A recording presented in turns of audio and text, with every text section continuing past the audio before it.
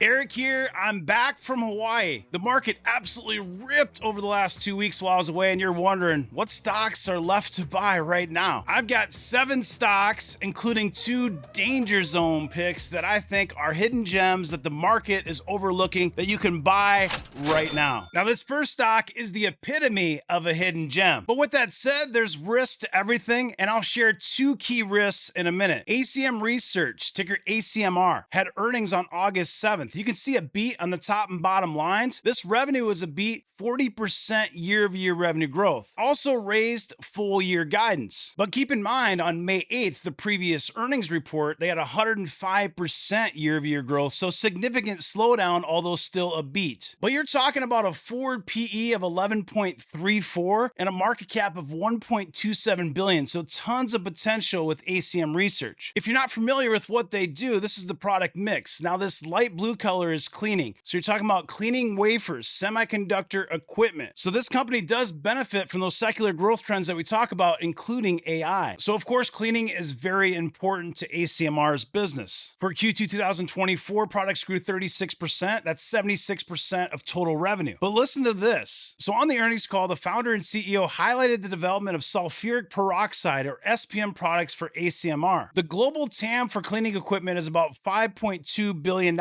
And management estimates that the SPM portion of the cleaning market represents 25 to 30% of total front-end cleaning market. Before this announcement, their SPM products only covered the high temperature steps. Now they can do the lower temperature and middle temperature, offering a full product suite across all temperature ranges. So they're expecting SPM products to increase contribution to shipment or revenue as ACMR ramps up production in the next 12 to 24 months. ACM Research is also doing its best to expand its operations, its business outside of China, added new customers in the US, and in the final stage of qualification. This is huge for potential European and Korean customers. Management believes that this is game-changing and positions ACM to participate in growing demand for AI solutions. So you can see that the research and development and manufacturing is in Shanghai, China, as well as ACM South Korea. And this is one of the key risks, because even though ACM Research is headquartered in California and listed on the NASDAQ, the majority of the business is done in China. Now, I've talked about this before, but I don't believe that cleaning equipment is going to be something that's going to be regulated by our government. In other words, I don't see cleaning equipment as a threat, like I would with a GPU from NVIDIA, or even advanced equipment like you might see from ASML. But without question, the primary risk is the fact that the majority of the business is done in China. The good news, as I mentioned earlier, though, is that ACM is expanding outside of China. So overall, the growth metrics are very solid. Valuation, in my opinion, I think it's undervalued. And it is profitable, short interest 7.83%. Looking at a chart, back in October of 2022, this was $5.46. It ripped all the way to $34.40. This is just in March of 2024. So this is a significant pullback, and you can see this red trend line. It broke the trend line, didn't get quite to the S3. The S3 is $11.66, 65 cents. It did bottom here at $13.94, and you can see it ripped from $13.94 up to $20. So we're at the P right now. The upside here, the R3 is about $29.03. And of course, we never buy off of just analyst ratings, but it's good to look at this. The average here is a 70% upside. So you've got the highest price target at 39, the lowest at 28. It's trading under $20 a share right now. So even though you probably missed this recent low under $14, I think the stock is a buy $20 or less. DCA is a long-term investment, 5 years or more.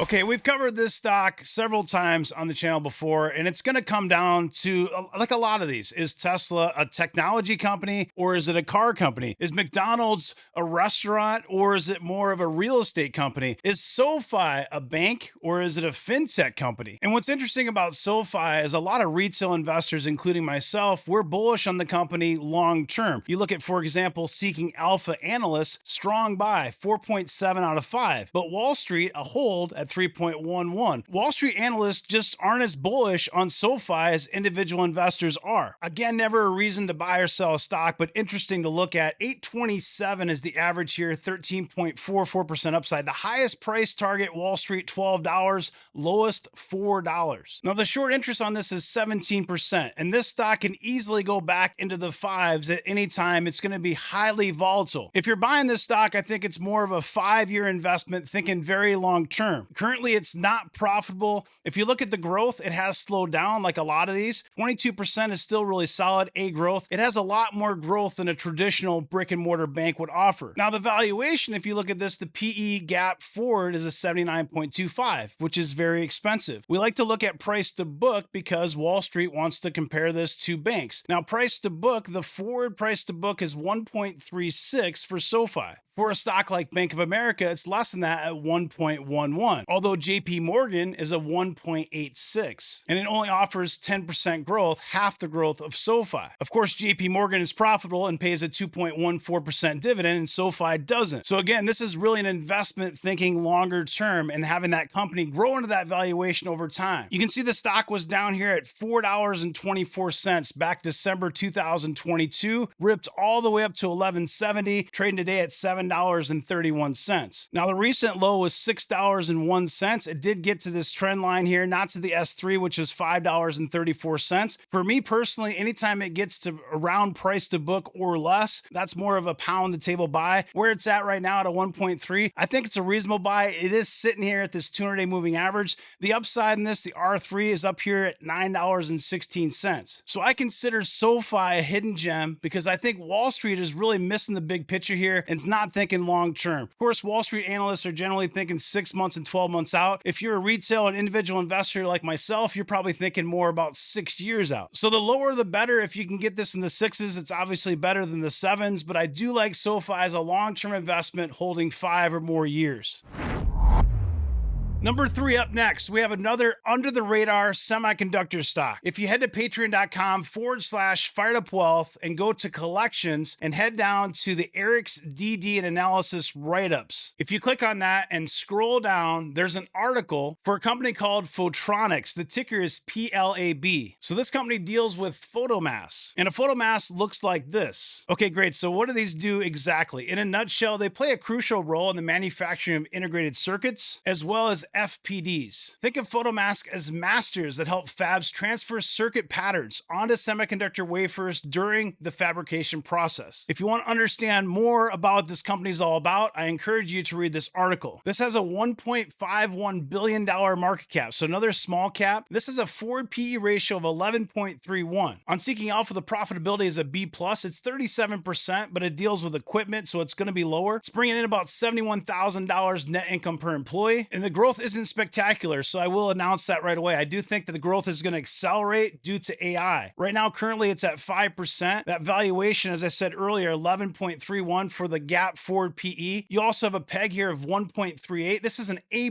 valuation grade on Seeking Alpha. Photronics is also trading at 4.4x forward EBITDA, and the sector median is close to 15x. So this is one that could see significant product demand coming from the growth and the use of AI, as well as Internet of Things technologies. So when I was doing research for this article, I discovered there's a global shortage in photomass. The first question you ask is why isn't there more growth then? Photronics is running at full production. This is a pro and a con. It tells me that perhaps PLAB could use more production capacity. And chip manufacturers have been paying a premium to photomass producers like Photronics for expedited deliveries. And I think this will improve PLAB's numbers by year end. Now, earnings are next week, August 29th, and that can make the stock pop or drop, as you know. This stock was under $14 in April of 2023, ripped all the way to $34. It's trading today at $23 and change. It bottomed out recently here at $20.25. So it did break all support, including the S3. It's now back around the S2, just under the S2. This R3 up here is $29.70. I think it's an attractive buy, $25 or less DCA, thinking as a 5-year investment. Keep in mind, this doesn't have a lot of growth, but I do think there's tailwinds that could boost Photronics over the next several years. I think it's an under the radar hidden gem. Number 4, this stock fits into that cloud SaaS, software as a service arena. If you don't know my background, I worked in software for over a decade, and these stocks are a little bit unique for a couple of reasons. Number 1, stock-based compensation is high. Number 2, if you're trying to put a valuation on it, it can be difficult because if you're using something like a PE ratio, it's not taking into account the recurring revenue. So generally, you have specific metrics that you use to measure these stocks, and I'm going to share those with you today. What's interesting about Gitlab is it just had earnings here recently in June, and the earnings were quite good, beat on the top and bottom lines. You can see revenue growth of 33% year over year, and the numbers overall were very solid. So base customers just under 9,000, that net base dollar retention 129%, and 1,025 customers greater than $100,000 in revenue. So Gitlab calls itself a comprehensive AI-powered DevSecOps platform. AI-assisted workflows for everyone in the software development lifecycle. And you can see faster coding, improved security, faster onboarding, and more. So the idea here is one workflow to unite your developers, security, and operation teams, all powered by AI. And you can see they continue to add new products, which helps with that net dollar retention. So net dollar retention is all about keeping your customers happy and then adding more revenue every single year. So look at 2019 here on your screen to today, how many more products they have to offer. $40 billion in total addressable market. By 2027, just a few years away, 75% of organizations will have switched from multiple point solutions to DevOps platforms to streamline application delivery, up from 25% in 2023. So this is a big number here and lots of opportunity for Gitlab. And Gitlab is recognized as a leader. You can see Microsoft here and Gitlab right there. Also in the Forrester Wave, you can see Gitlab very strong in this dark blue. So like a lot of these SaaS companies, it's all about that land and expand model. The profitability on Seeking Alpha gives it A+, but it's really interesting if you look at it. The gross profit margin, though, TTM, almost 90%, very high. Again, software recurring revenue. Growth is very solid, hovering around 30%. The market cap on Gitlab is about $7.39 billion. 52-week low, $40.19. 52-week high, $78.53. And this is where it gets really interesting. And if you're a value investor, it's going to be very hard for you to put a measurement of value on the stock. You're going to want to look at something like a PE ratio, and you're going to see 127 for the forward PE and say, wait, this is way too expensive. So this is where you have to use those software as a service metrics, those SaaS metrics, because of the recurring revenue. EV/NTM revenue is the best way to compare it to its peers. And the EV/NTM revenue multiple for Gitlab is 7.5x. It has 13% free cash flow. Rule of 40, you want that 40 or higher? 47%. And that net dollar retention that I covered earlier, again, 129%. So what's really interesting about this stock when you look at the technicals, this $40 to $41 area has been tested several times and buyers generally come in. You can see back in November of 2023, the stock was $40.19. It ripped to almost $80 a share and then dropped all the way back down to $40. In late June, the stock was around $42.26. And you can see it ripped up to $58.50. What happened is the stock popped off of news that Datadog was going to acquire Gitlab. Of course, since then, we had a huge market sell-off and it came down retested. In fact, even went a little bit lower. It's bounced since that recent low. You can see it's trading today around $46.59. So it did break the S3 here, now trading just above the S2. This R3 for upside here is around $60.64. Now, earnings are going to be September 3rd. Of course, the stock could pop or drop off of the news. I like this stock, especially if it comes back to that $40 level if it sells off in earnings, but really $45 or less DCA for me, 5-year investment. I think this is a good opportunity. This fourth stock has dropped from $100 a share to under $40 a share just in a couple of months. Any guesses? The thing is that energy drink consumption has been down overall. And I suppose you can make an argument that the consumer is struggling a little bit, maybe not spending as much on things like energy drinks. But this just came out today, and Celsius does outpace energy drink sector. It has the highest growth rate in the latest Nielsen data. However, growth is decelerating, but that's across the board. So Celsius with the strongest growth rate at 8.8% year over year, deceleration from 12.3% sales growth in the 4 weeks ended July 27th. Celsius saw a 16.6% increase in volume offset by a 7.8% decline in price mix. And Celsius holds 9.6% of market share for U.S. energy drinks. Bang sales up 6%, Red Bull sales up 1.8%, and Monster Beverage, excluding Bang, fell 3.5%. 2.5%. So you can make an argument here that Celsius is actually taking market share from Monster Beverage. But overall, the sector has been decelerating. Profitability, B plus on Seeking Alpha, 50% gross profit margin, which is solid for energy drinks. It is profitable and it's bringing in $381,000 net income per employee TTM. That's higher than a lot of technology stocks. And though the growth has slowed down, you can see 50% and 43% still an A. Valuation's where it gets tricky, but the forward PE gap is a 40.69. Price of sales forward is 6.19. So again, as I said in a recent video, this is not dirt cheap, but I like this stock as a long-term investment. I just got back from a family vacation in Hawaii, and I was surprised to see Celsius really everywhere I went. Every store, every gas station had Celsius in it. And when I was on the beach, the only cans I saw were Celsius. Several weeks ago, I made a video on YouTube and I gave you these price ranges, basically 45, 40, and 35. You can see that recently it came down not all the way to the S3, but pretty close. And it's hovering just under $40 a share right now. So you're below the S2, in between the S2 and the S3. The upside in here is significant. The R3 is $90.22. You can see this double top tier around $99, around $100 a share. And just back in March, April of 2023, this was a $28 stock, ripped from 28 to 99. So we're below the trend line, and I think this is an opportunity to accumulate shares as a long-term investment holding 5 years or more.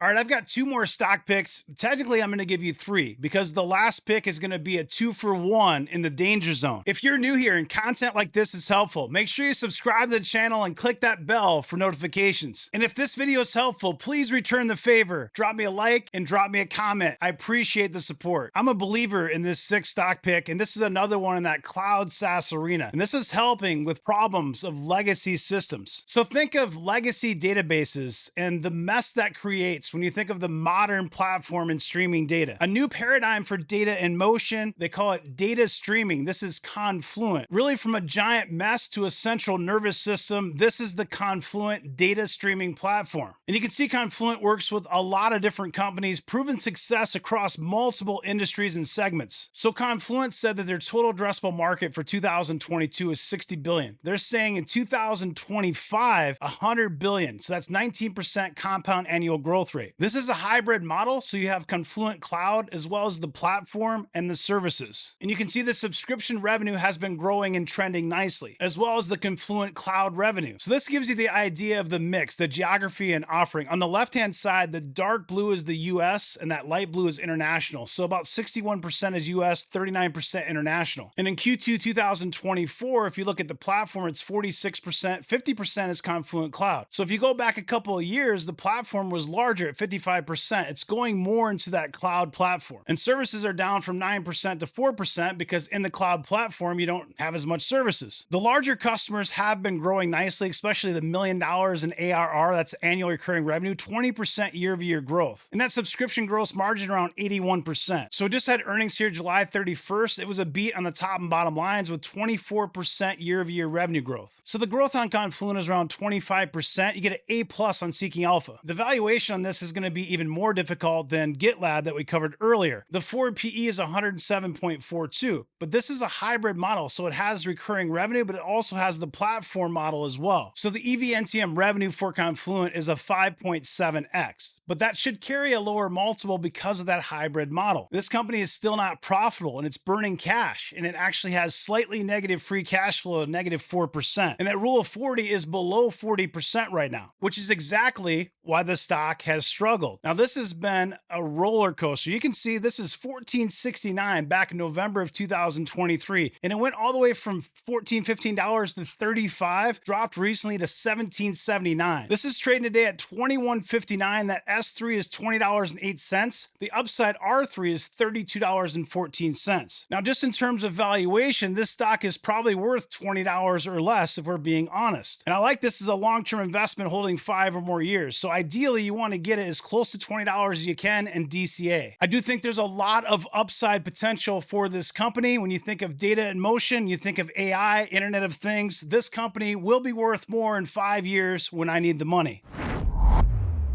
Welcome to the danger zone. I'm going to give you a 2-for-1. These are spec stocks. We're talking about 10x or zero, no joke. Now, if Peter Lynch was happy being right 6 out of 10 times, as a value investor, how many times do you think you're going to be wrong if you're picking spec stocks that are burning cash, that are penny stocks? I think people get it twisted, that they can just pick these spec stocks right every time, and that's just not how it works. If you follow the Fired Up Wealth methodology, we teach to have a disciplined portfolio that has growth stocks, that has dividend stocks, ETFs, and spec, but managed to 10% or less. So for example, you have a $100,000 portfolio, you'd have $10,000 or less in spec, and in that $10,000, you'd want 10 or more stocks. That means 1% or less concentration of your portfolio for each spec stock that you own. A lot of new investors get this wrong mindset that stocks like Microsoft are too expensive, that they missed the run, and they're gonna go buy a penny stock because they can buy more shares and they feel like somehow they own more shares and they have more potential to make more money. That last part is absolutely true. You do have much more potential. If a stock is less than $1 billion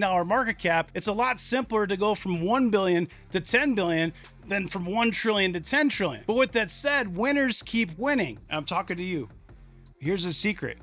You also have more potential to lose money. They can go to zero. They can go bankrupt. They can go to literally zero. And you should build a portfolio with high quality, high conviction stocks, not just a bunch of spec stocks. So with that disclaimer in mind, enter the danger zone at your own risk. First, we got INDI Semiconductor, 52-week low, $3.92, 52-week high, $8.69. This is below $1 billion market cap, $822 million. The stock is down 45% year to date. And you can see this thing got absolutely walloped from $7.45 to under $4, starting to find some buyers here. It's below everything. It's below all supports. You know, this S3 is $4.91. It's below the moving averages. Technicals are basically broken at this point. I like this stock as a speculative investment, 5 years or more, DCA. I interviewed the CEO on the channel. You can check out that video and learn a lot more about this company. This is focused on automotive, so semiconductors for automotive. The management team and board of directors came from Skyworks and did a phenomenal job there. And I do believe in this company and the management, but I know that it's a 10x or zero. And the second stock in the 2-for-1 danger zone spec stocks is Navitas Semiconductor. It's down over 60% year to date, 52-week low recently at $2.87. The 52-week high, $8.95. This is also below $1 billion market cap, $553 million. And you can see this chart is a mess. Just back in July, this was $11 a share. We thought maybe it would hold this $3.50 level. It broke that. Didn't get quite to the S3. The S3 is at $2.66, and it's hovering right now around $3 a share. So again, both of these spec stocks can be 10x or zero. You have to manage the risk, and if you don't have the risk appetite, just avoid these altogether. I appreciate you watching. Make sure you subscribe to the channel, drop a like, drop a comment. Have a great rest of your day. Take care.